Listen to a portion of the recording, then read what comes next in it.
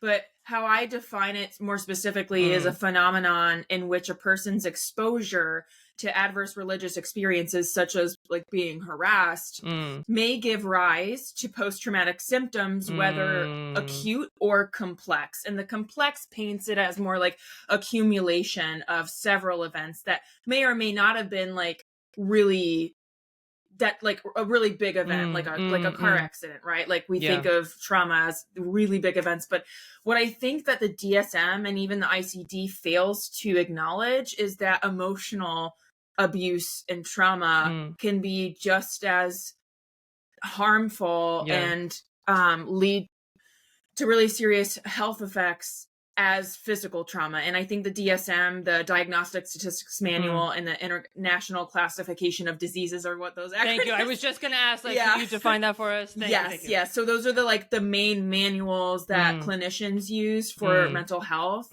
diagnoses, and their definitions are very much based in physical trauma, and I think they neglect emotional abuse.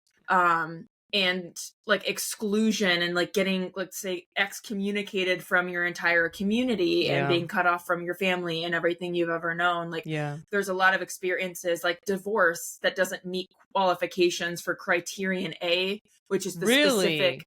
Yeah, it doesn't actually qualify as a traumatic experience according to the DSM. So it's, it's definitely not a perfect. That definitely needs to be updated.